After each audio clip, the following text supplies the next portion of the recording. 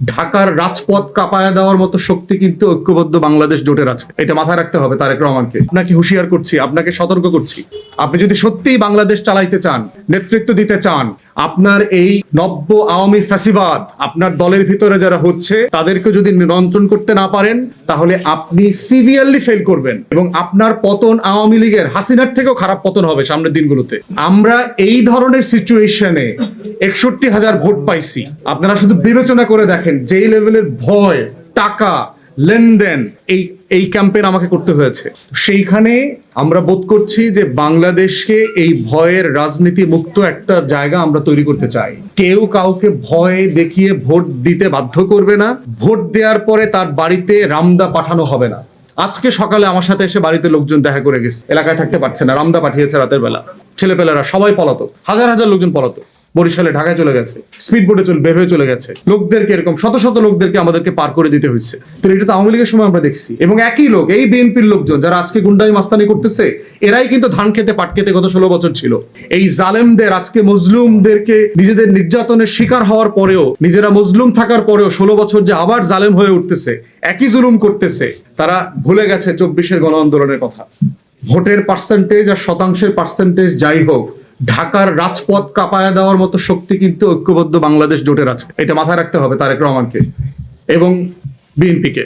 আপনারা সরকার গঠন করেন, আপনাদেরকে অভিনন্দন, কিন্তু মাথায় রাখবেন আমার বাড়িতে আসছে ছাত্র দলের ছেলেপেলে লোক পাঠাইছে আমাকে জবাবদিহিতা চাওয়ার জন্য যে তার ভাইরে কেন্দ্র দখল করার সময় সেনাবাহিনী পিটাইছে কেন। আমার বাড়িতে এসে জিজ্ঞেস করছে আমি লোক পাঠাইছি কিনা, আমি নাম দিছি কিনা, আমি ছবি দিছি কিনা। মানে এদের কত বড় দুঃসাহস হয়েছে চিন্তা করেন।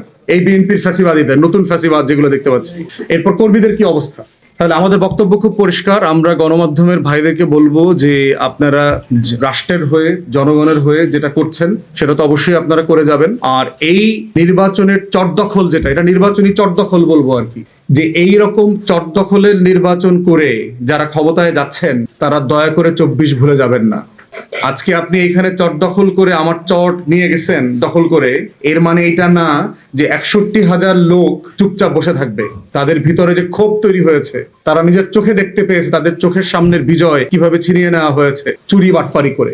প্রিসাইডিং অফিসারদের আপনার মাথায় বন্দুক ধরা হয়েছে ব্যালট জালিয়াতির সময়, রামদা দেখানো হয়েছে। এখন একজন শিক্ষক যিনি শিক্ষকতা করেন, তিনি ওখানে অন্য জায়গা থেকে গেছেন একদিনের ডিউটি পালন করতে, সে কি করবে? আমরা জিজ্ঞেস করলাম যে আপনি পুলিশে বলেন, আমরা আপনাকে হেল্প করবো, সাহস পাচ্ছে না। তাহলে আমরা কি রকম একটা মাইন্ডকাচি পায় আছি দেখেন। ঘটনা ঘটছে কিন্তু প্রকাশ করা যাচ্ছে না, এইটাকে কেন্দ্র করে মামলা, প্রশাসনিক ব্যবস্থা নেওয়া যাচ্ছে না, কারণ কেউ ভীতিকর অবস্থা থেকে নাই।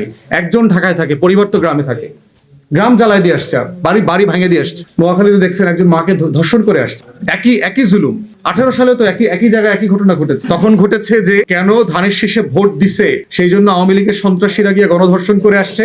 আজকে বিএনপিকে কেন ভোট দেয় নাই সেই জন্য গণধর্ষণ করেছে। জুলুম তো একই নারী, আমার একই বোন তো একই রকম ভিকটিম হইলো, জুলুমের শিকার হইলো। তো এই বাংলাদেশ চাই না বলেই তো 24-এ গণ আন্দোলন হয়েছে। এই বাংলাদেশ চাইলে তো আমরা এই নির্বাচন করবার প্রয়োজন ছিল না, আপনারা দখল করে নিয়ে যাইতেন, বললেই হইতো। এরপরে ডিসেম্বর মাস থেকে আমরা যেটা দেখেছি, প্রশাসন প্রচ্ছন্নভাবে বিএনপির প্রতি বায়াসড হয়ে গেছে। কোনো কর্মকর্তাকে দেখলাম না আজকে যারা ভোট কেন্দ্রে ঝামেলাগুলো করেছে না, এদের প্রত্যেকের নাম পরিচয় কেন্দ্রভিত্তিক আমরা কিন্তু প্রশাসনকে দিয়েছি, রিটার্নিং অফিসারকে দিয়েছি, ডিসি কে দিয়েছি, এসপি কে দিয়েছি, রেঞ্জের ডিআইজি, কমিশনারদেরকে দিয়েছি, এবং তারা এই কাজগুলো করেছে। একটা লোককে গ্রেফতার করা হয়নি। আমরা সবাইকে বলেছিলাম 3 সপ্তাহের জন্য বিশেষ ক্ষমতা আইনে আপনি ডিটেইন করেন। আপনারা যারা বিদগ্ধ সাংবাদিক আছেন আপনারা জানবেন যে কেয়ারটেকার সরকার আসলে প্রথমেই 1 সপ্তাহ কিন্তু এই কাজটা তারা করতো। সারা বাংলাদেশে স্ট্রাইকিং ফোর্স নামিয়ে আপনার যারা এই কেন্দ্র দখল করবে এই ধরনের 5-7-10 হাজার লোক গ্রেফতার করে ফেলতো। আমার আসনেও যদি একই রকম 50 থেকে 100টা লোককে ডিটেইন করা হইতো, এইখানে অভাবনীয় ভালো নির্বাচন হইতে পারত। পুরো চট দখলের ঘটনা ঘটতো না, কাউকে গ্রেফতার করা হয়নি। তাহলে প্রশাসন প্রচ্ছন্নভাবে চেয়েছে যে চট দখলের ঘটনা ঘটুক, এখানে ব্যালট জালিয়াতি হোক, একটা পার্টিকুলার মার্কা দল ক্ষমতায় আস। প্রশাসনকেও মনে করায় দিচ্ছি, বহু আইজি, সচিব, প্রধান নির্বাচন কমিশনাররা কিন্তু জেলের ভাত খাইতেছে। আপনারাও সাবধান, আমরা কাউকে ভুলে যাই নাই। আপনারা কে কোথায় কোন রোল প্লে করেছেন, খোদার কসম এর হিস্সা একদিন আপনাদেরকে দিতে হবে, জনগণের হয়ে দিতে হবে। কারণ কোন জুলুম আনঅ্যাটেন্ডেড যাবে না, আমরা এগুলো ছেড়ে দেব না। অতএব আমরা চাই জনগণ নির্দ্বিধায় নির্ভয়ে ভোট দেবে।